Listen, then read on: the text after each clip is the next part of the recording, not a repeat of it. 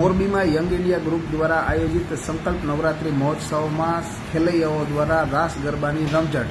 મોરબીમાં રવાપર ગુંડળા રોડ ઉપર આવેલ પ્લેટિનિયમ પાર્ટી પ્લોટ ખાતે યંગ ઇન્ડિયા ગ્રુપ દ્વારા સંકલ્પ નવરાત્રિ મહોત્સવનું આયોજન કરવામાં આવ્યું છે અને તેમાં ખેલૈયાઓ દ્વારા પ્રાચીન અને અર્વાચીન રાસ ગરબાની રમઝટ બોલાવવામાં આવી રહી છે. ખાસ કરીને કલાકારો દ્વારા રજૂ કરવામાં આવતા ગરબાઓના તાલે ખેલૈયાઓ દ્વારા અવનવા ડાન્સ સ્ટેપ સાથે ત્યાં રાસ ગરબા રજૂ કરવામાં આવતા હોય છે અને આ નવરાત્રિ મહોત્સવમાં બહેન દીકરીઓને ફ્રી એન્ટ્રી રાખવામાં આવી છે, જેથી કરીને બહેન દીકરીઓ પણ ત્યાં મુક્ત મને રાસ ગરબા રજૂ કરે છે અને ત્યાં પરિવાર સાથે લોકો રાસ ગરબા જોવા માટે અને રમવા માટે થઈને આવતા હોય છે. આ વખતેના આકર્ષણમાં વાત કરીએ તો ત્યાં પ્રવેશ દ્વાર ઉપર જ 12 જ્યોતિર્લિંગ તથા અયોધ્યા મંદિર અને બદ્રીનાથ તથા કેદારનાથ મંદિરની પ્રતિકૃતિઓ મૂકવામાં આવી છે અને આ નવરાત્રિ મહોત્સવમાં ગુજરાતની પ્રખ્યાત રાસ મંડળીઓને બોલાવીને તેના રાસનું પણ આયોજકો દ્વારા કરવામાં આવ્યું છે.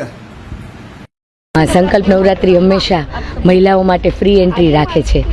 એના માટે થઈને આખું વર્ષ બહેનો રાહ જોતી હોય છે કે ક્યારે નવરાત્રિ આવશે અને અમે સંકલ્પમાં રમવા જઈશું.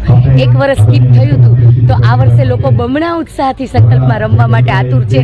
ખેલૈયાઓને આનંદ આવે એવા બધા, એને ઉત્સાહ આવે એવા બધા ગીતો ગાય, લોકગીતો છે, ગરબા છે, માતાજીના ડાકલા છે, આ બધું ગાઈને અમે ખેલૈયાઓને આનંદ કરાવીએ છીએ. અને સંકલ્પ નવરાત્રિમાં હું ફર્સ્ટ વાર આવી છું એટલે મને ખૂબ જ મજા આવે છે.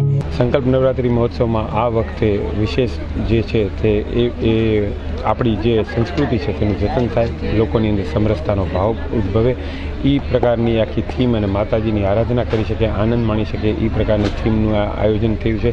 અને એ સાથે બીજું આયોજનમાં અમે ત્રીજા નોરતાથી અહીંયા મંડળી રાસ, જે આપણી જૂનવાણી પૌરાણિક આપણી જે પરંપરા છે ગામડાની, એ સંસ્કૃતિને જીવંત કરવાના હેતુથી અમે એક આયોજન એવું કરવાના છે કે જેમાં ઢોલ અને શરણાઈના તાલે આપણી માતાઓ અને બહેનો રમશે.